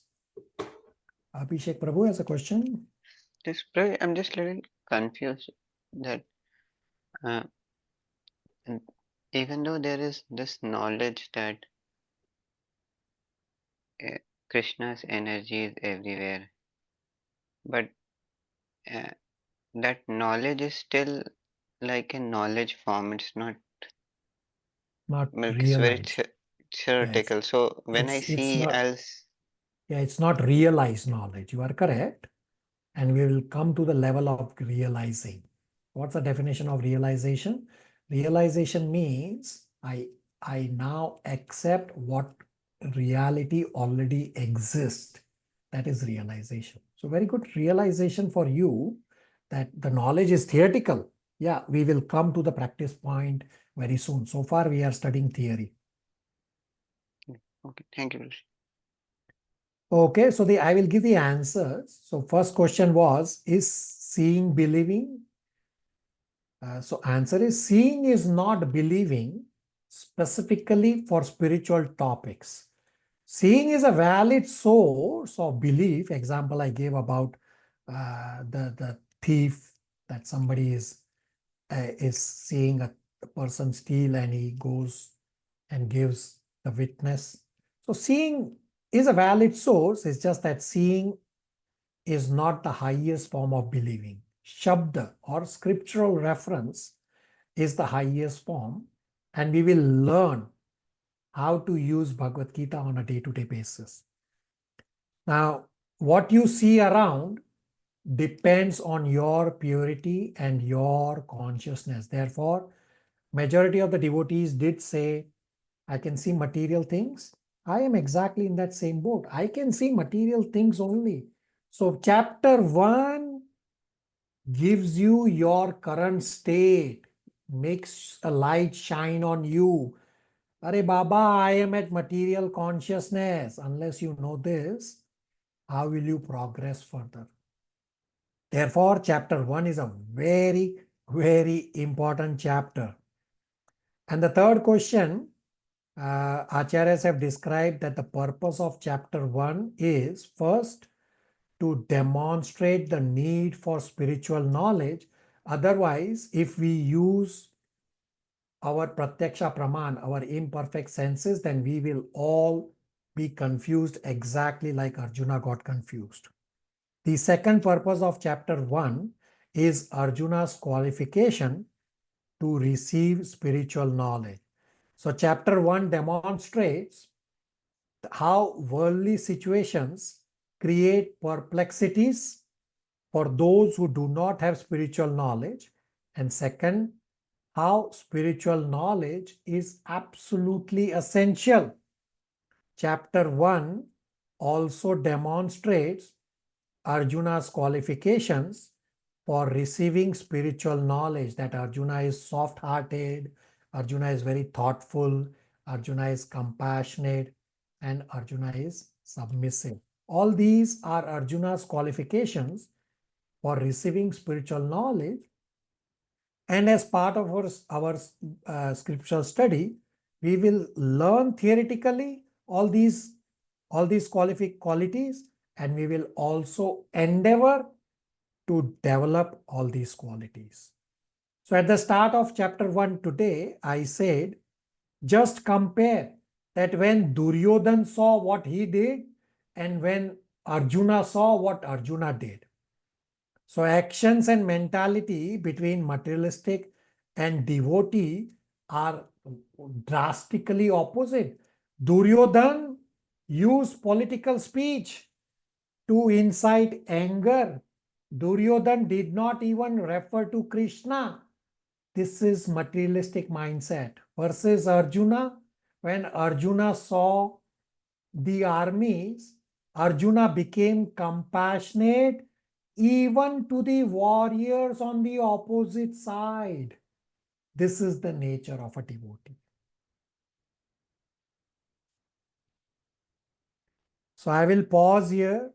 We can discuss some questions, comments, realizations, and understand that the question that I gave you, seeing is believing, what can you see around?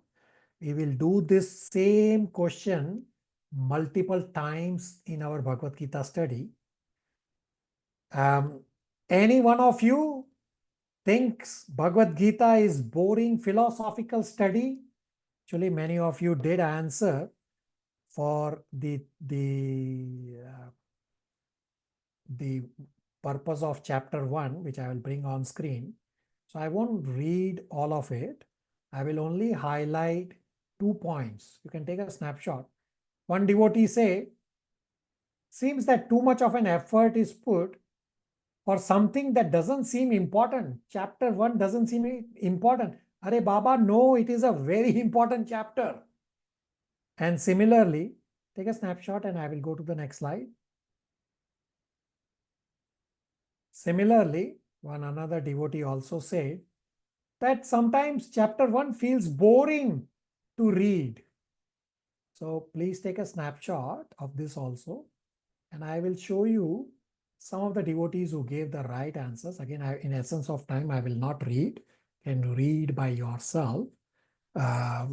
And you all will come to the green highlighted slide to learn how to use Bhagavad Gita to get our answers.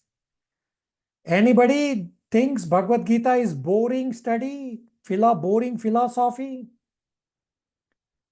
And second question, are you all properly engaged in Bhagavad Gita study? Ritu? Yes, we are interested in studying Bhagavad Gita. Is Bhagavad Gita boring, all of you? No. Everybody, please speak to me. Answer. No, Prabhu, it's not boring, and we are ready for the study.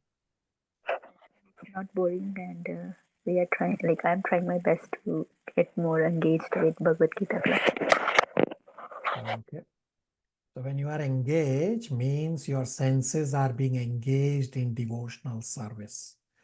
So the section 4, I will run through quickly. Somebody was trying to speak. You have anything to say? Whosoever last unmuted and was trying to say something.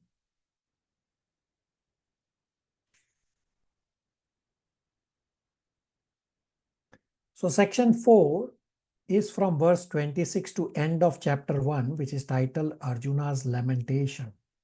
So I will run through this section very quickly because this is going to be your homework to read, and you have an amazing homework question to do. So Arjuna will give 4 reasons to not fight the war, and Krishna will answer to each of these reasons to dispel Arjuna's confusion. So section 4 is from verse 26.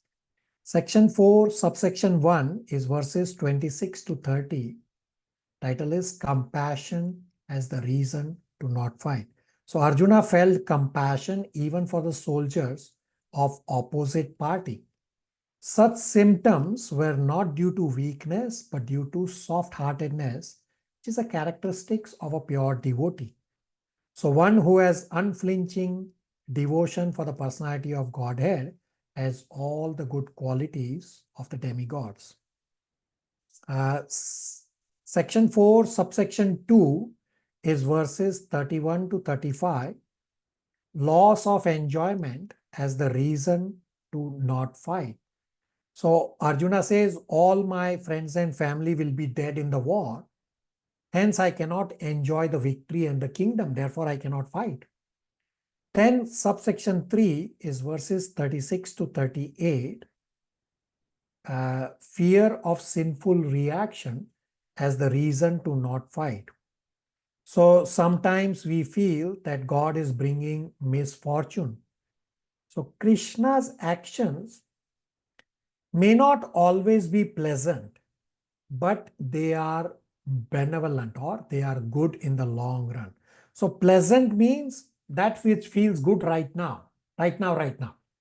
Versus benevolent means that which is good in the long run.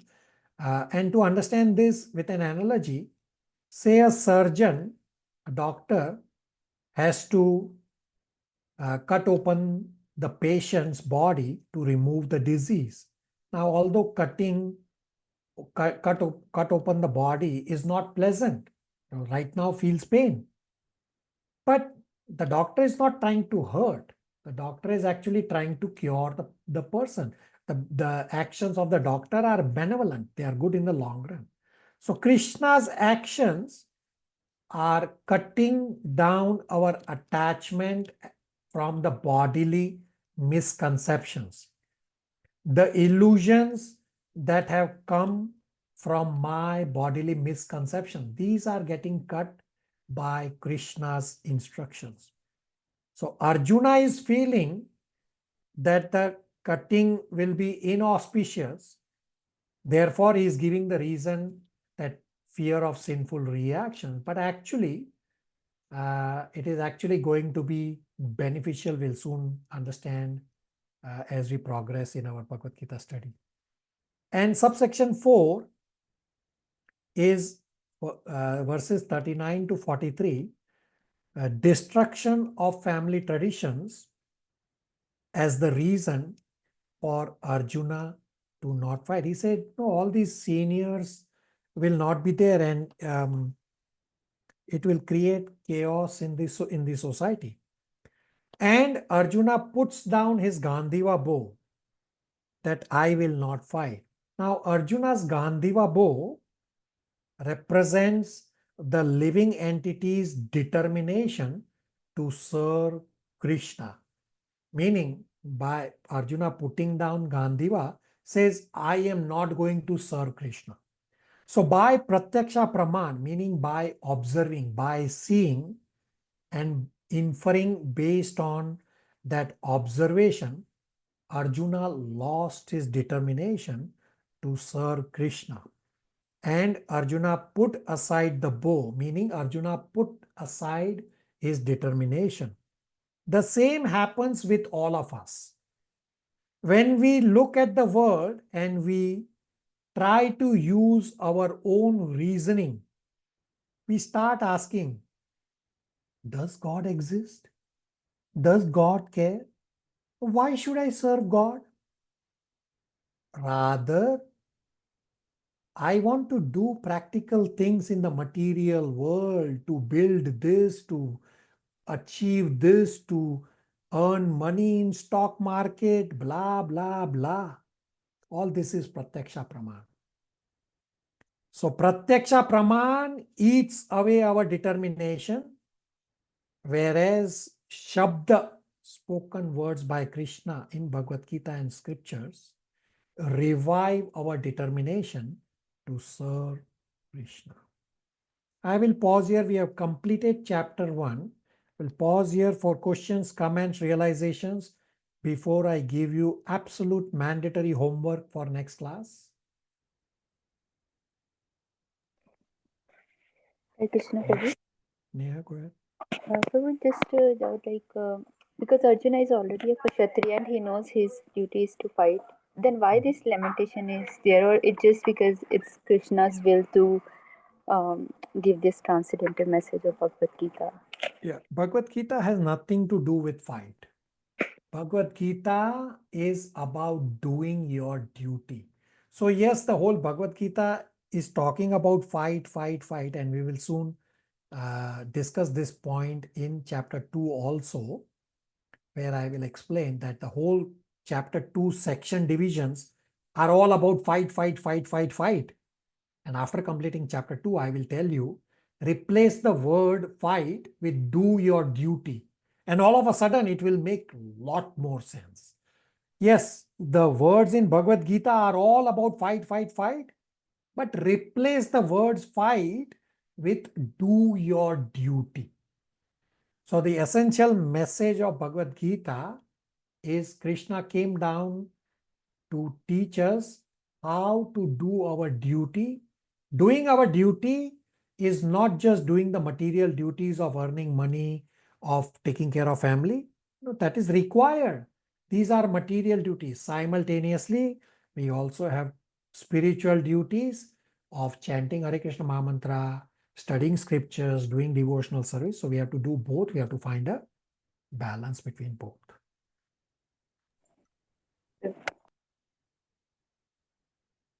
Everybody on the same page? Yes, Prabhu.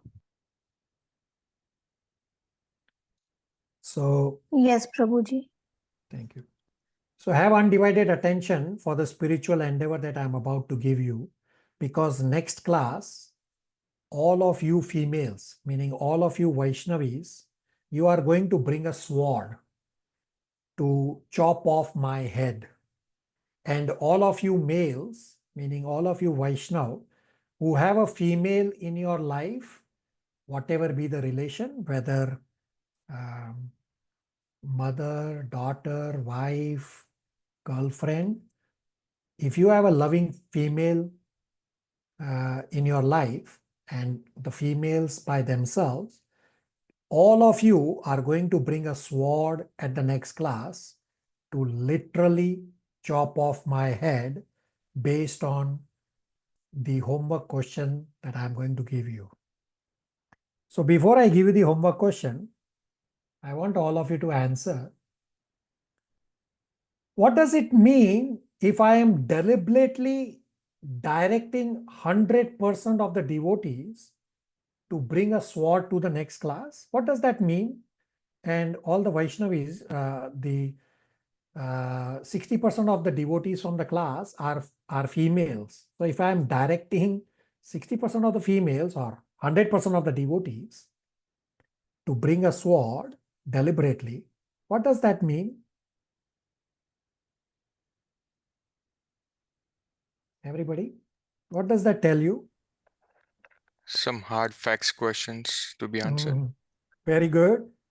But what does that tell you if I am deliberately directing you, all of you 100% devotees, to this seemingly very controversial statement from Bhagavad Gita?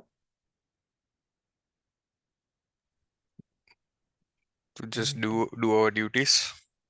Okay, that is not a controversial statement, but you're going to find controversial statement very soon. What does that mean? I am deliberately telling all of you, I am driving you to controversial statement. What does that tell you?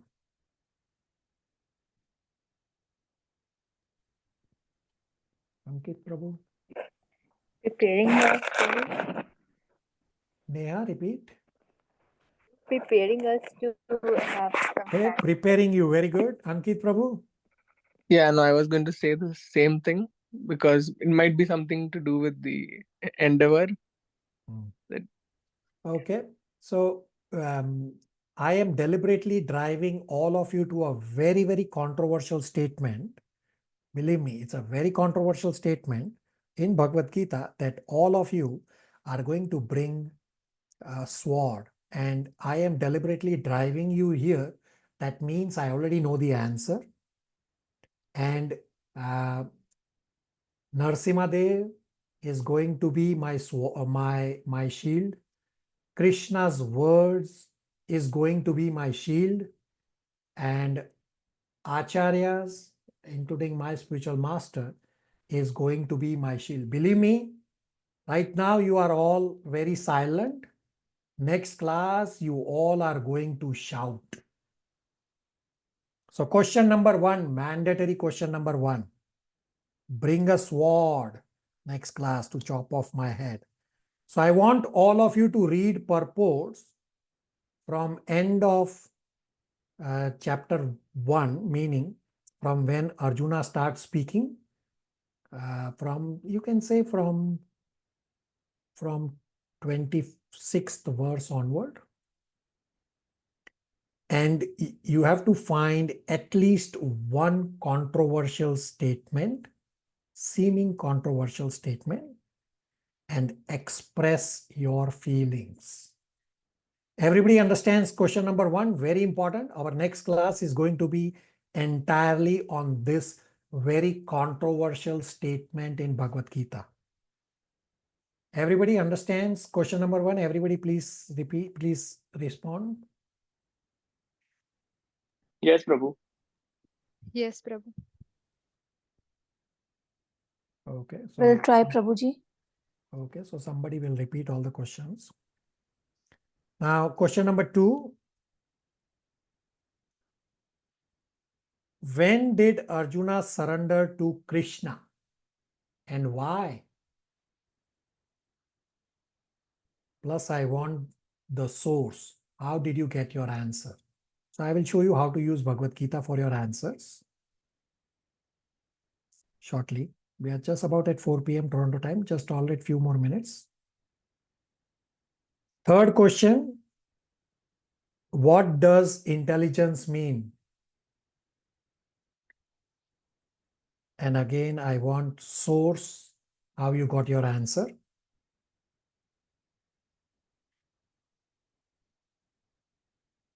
Question number 4. Is question important? Is answer important?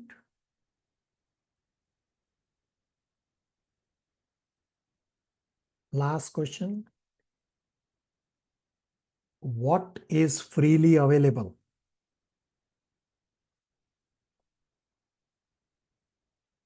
So the answers to these 5 questions you will populate before end of day Wednesday on the Google form link, which I will send in the WhatsApp group.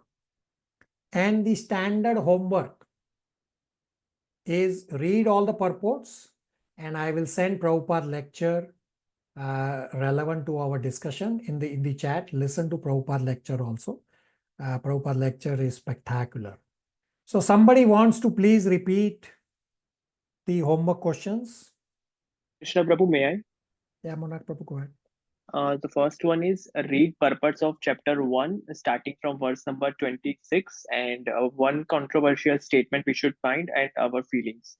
The second one is when did Arjuna surrender to Krishna and why, and along with a appropriate source.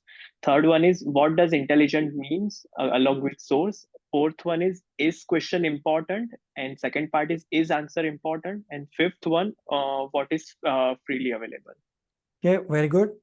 So for using Bhagavad Gita, first you have to understand Bhagavad Gita a little bit before you can start using index. So at the back of your Bhagavad Gita, there are 2 indexes. Some Bhagavad Gita, there are 3 indexes. I will show you two indexes right now. So there is one index which says index of Sanskrit verses. Generally, it's the first line of the verse. When I say first line means, so say it says Shri Bhagwan Uvacha. So that line is left out. So say 7.1 says Shri Bhagwan Uvacha Maya Sakta Mana Partha. So in the Sanskrit index, it will start Mai Asakta Manapartha as the first line.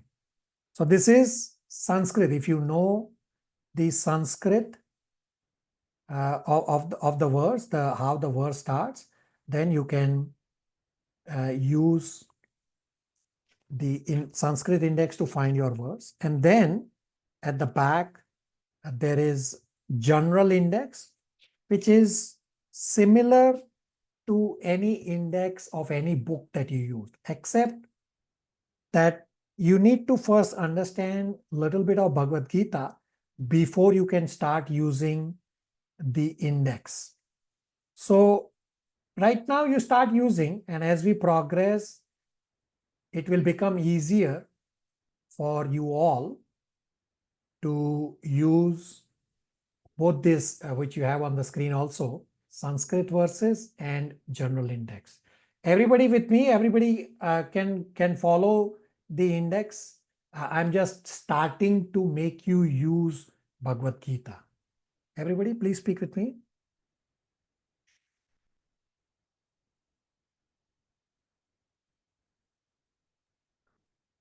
Silence. I got silence.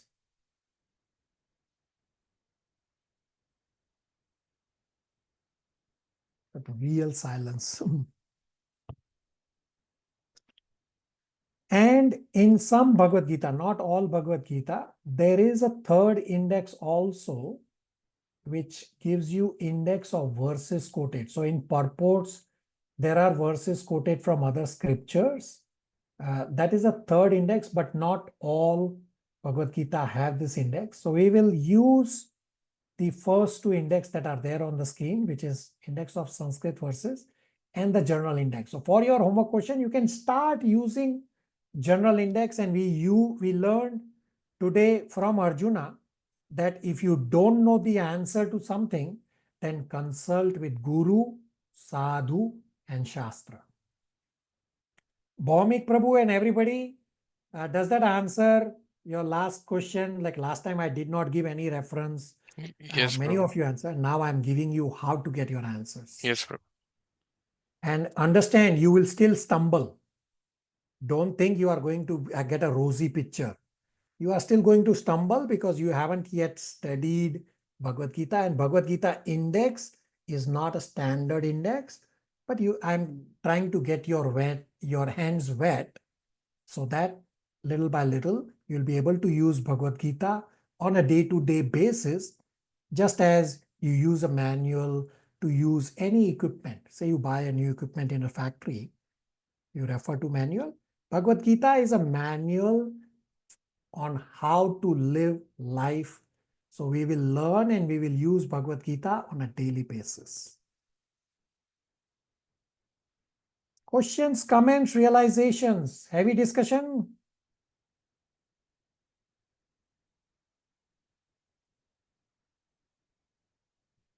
So we have already gone past our time and devotees had asked questions.